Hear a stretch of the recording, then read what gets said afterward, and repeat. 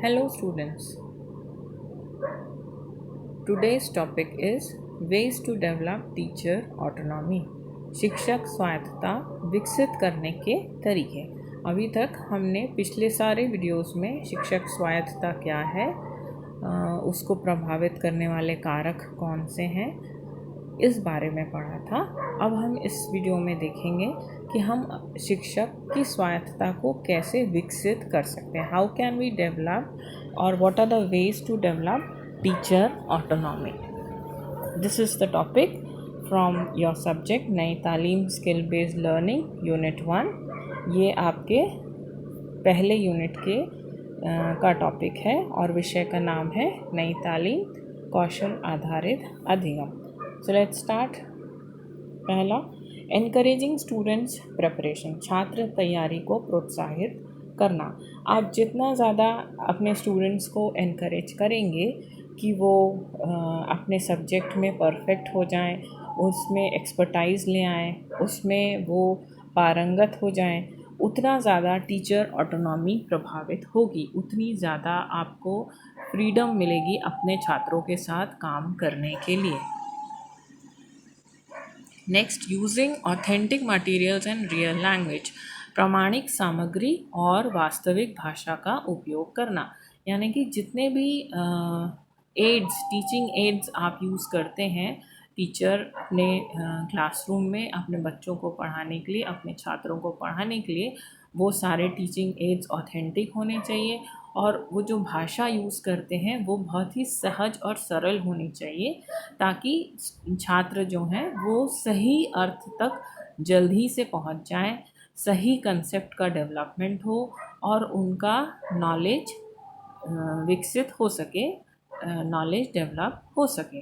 तो एक टीचर को अच्छे ऑथेंटिक मटेरियल्स या कंटेंट्स को ही अपने टीचिंग में यूज़ करना चाहिए। वो कंटेंट प्रूवन होने चाहिए, वो सही होने चाहिए, भ्रमित करने वाले नहीं होने चाहिए।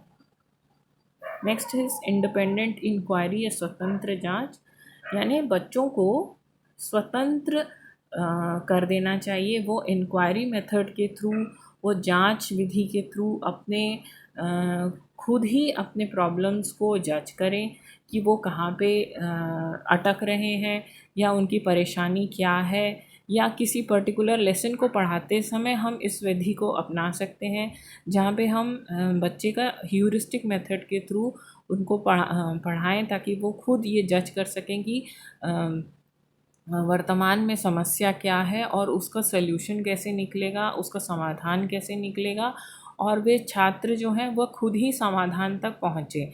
और जो शिक्षक है वो एक डायरेक्टर के रूप में काम करे, एक निर्देशक के रूप में काम करे और उनकी गलती होने पे उन्हें निर्देशित करे, उनका सहयोग करे, लेकिन उनको स्पून फीडिंग ना करे या उनको आंसर तक पहुंचाए ना।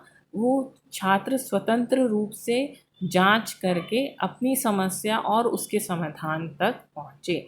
इस विधि के द्वारा भी शिक्षक की स्वायत्तता प्रबल हो सकती है। Then involving students in task design, task design या कार्य डिज़ाइन करते समय छात्रों को शामिल करना। मतलब अगर आप करिकुलम फ्रेम कर रहे हैं, अगर आप कोई लेसन डेवलप कर रहे हैं, अगर आप कोई लेसन प्लान कर रहे हैं, या छात्रों को कोई कार्य देने वाले हैं, कोई असाइनमेंट, कोई प्रोजेक्ट, कोई होमवर्क, तो उनकी मर्ज़ी, या कोई करिकुलम फ्रेम कर रहे हैं, किसी पाठ्यक्रम का निर्माण कर रहे हैं, तो छात्रों को अपने साथ लेना बहुत ज़रूरी है, उन्हें अपने साथ शामिल करना बहुत ज़रूरी है। इससे क्या होगा, हमें उन छात्रों की साइकोलॉजी का पता लगेगा, उनके मनःस्थिति के बारे में हम जान पाएंगे। हम ये जान पाएंगे कि उनका लेवल क्या है, वो कैसी सोच रखते हैं, वो किस तरफ जाना चाहते हैं। उनकी मर्ज़ी के अकॉर्डिंग हम learning circumstances, learning environment develop कर सकते हैं, जो कि एक अच्छे अधिगम को दिखाएगा, एक अच्छी लर्निंग सिचुएशंस डेवलप करेगा और टीचर ऑटोनॉमी को भी सपोर्ट करेगा। एनकरेजिंग स्टूडेंट स्टूडेंट इंटरेक्शन, छात्र छात्र बातचीत को प्रोत्साहित करें, या एक तरीके से हम डिस्कशन कह सकते हैं या ग्रुप वर्क कह सकते हैं। जितना ज़्यादा छात्र अपने ग्रुप में इंटरेक्ट करते हैं, आपस में बातचीत करते हैं और आपस में मिल के किसी समस्या का समाधान करते हैं या किसी समस्या को सुलझाते हैं, उतना ज़्यादा उनमें ज्ञान अर्जित होता है। क्योंकि इंडिविजुअल डिफरेंस के चलते, व्यक्तिगत विभिन्नता के चलते हर छात्र किसी न किसी तरीके से स्पेशल होता है, उसमें कोई ना कोई विशिष्ट गुण ज़रूर होता है, हर छात्र स्पेशल होता है। तो इस तरीके से जब वो लोग आपस में जब वो छात्र आपस में बात करके एक दूसरे से मिलकर किसी नए ज्ञान की तरफ जाते हैं, तो वो ज्ञान उनके साथ ज़्यादा देर तक रह पाता है। पीयर टीचिंग, जैसा कि मैंने कहा, ग्रुप्स में डिवाइड कर दीजिए। एक छात्र ही दूसरे छात्र को पढ़ाए या एक सीनियर एक जूनियर को पढ़ाए। इस मेथड से जब हम टीचिंग करते हैं, समकक्ष प्रशिक्षण देते हैं, तो इसके रिज़ल्ट्स और अच्छे आते हैं। टीचर्स को और अच्छे नए आइडियाज़ मिलते हैं कि वो अपने टीचिंग मेथड में किन किन चीज़ों को इंक्लूड करके अपनी कक्षा को, अपने लेसन को, अपने पाठ को और स्ट्रॉन्ग बना सकती है, सुदृढ़ बना सकती है, अपने क्लासरूम एनवायरनमेंट कैसे पॉजिटिव कर सकती है, अपने लर्निंग सिचुएशंस को कैसे पॉजिटिविटी की ओर ले जा सकती है। फिर एनकरेजिंग डाइवर्जेंट आउटकम्स, यानी विभिन्न परिणामों को प्रोत्साहित करना। अगर आपने किसी टॉपिक को इंट्रोड्यूस किया है और छात्र आप जैसा सोच रहे थे उसके अलावा पाँच छः और ऑप्शंस उनकी तरफ से आते हैं उस समस्या के समाधान में, उस टॉपिक को सपोर्ट करते हुए ऐसे फैक्ट्स उनकी तरफ से, छात्रों की तरफ से आते हैं, तो ऐसे फैक्ट्स को आपको एक्सेप्ट करना चाहिए। न कि जिस चीज़ पर एक शिक्षक ने सोच रखा था पहले से ही, उस पर स्टिक या रिजिड रहना चाहिए। यानी कि डाइवर्जेंट थिंकिंग को प्रोत्साहित करना चाहिए। जितना ज़्यादा आपके क्लास में इंटरेक्शन होगा, क्लास एक्टिविटी होगी, डिस्कशंस होंगे, पीयर ग्रुप का इन्वॉल्वमेंट होगा, क्लासमेट्स आपस में बात करेंगे, डिस्कशंस करेंगे, आपकी क्लास, आपका लेसन उतना ज़्यादा फ्रूटफुल होगा, उतनी ज़्यादा आपको रिज़ल्ट्स अच्छे मिलेंगे, उतनी ज़्यादा लर्निंग अच्छी होगी बच्चों में। Then self and peer assessment, स्व और सहकर्मी मूल्यांकन।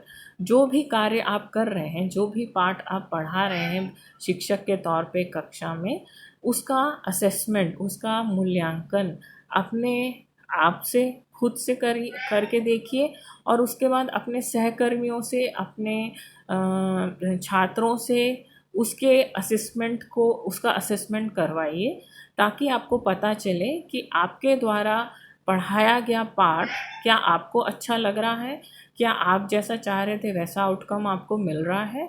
और साथ ही आपके सहकर्मियों को भी बोलें कि वो जो आप पाठ पढ़ा रहे हैं उसके असेसमेंट करें, आपको बताएं कि आपके लेसन में क्या खामियां हैं, क्या सुधार की आवश्यकता है। इससे भी आपकी ऑटोनॉमी, एक शिक्षक की ऑटोनॉमी प्रभावित होगी। देन एनकरेज रिफ्लेक्शन, यहाँ पे प्रतिक्रिया को प्रोत्साहित करें। यहाँ प्रतिक्रिया का मतलब है प्रतिपुष्टि, फीडबैक। आप अपने फीडबैक को बहुत पॉजिटिव ढंग से एक्सेप्ट करें। आपके लिए पॉजिटिव कमेंट्स भी आ सकते हैं, आपके लिए नेगेटिव कमेंट्स भी आ सकते हैं। तो आपको उस रिफ्लेक्शन को रिस्पेक्ट करना है, उसको बहुत अच्छे से एक्सेप्ट करना है, उस प्रतिक्रिया को प्रोत्साहित करना है। और अपनी बारे में जो भी फीडबैक आपको मिला हो, चाहे वो स्टूडेंट से हो, चाहे पीयर ग्रुप से हो, चाहे सीनियर्स से हो, चाहे मैनेजमेंट से हो, उसे बहुत पॉजिटिव ढंग से एक्सेप्ट करना है और उस पर कार्य करना है। इन कुछ तरीकों से टीचर ऑटोनॉमी सुदृढ़ हो सकती है। That's all, thank you.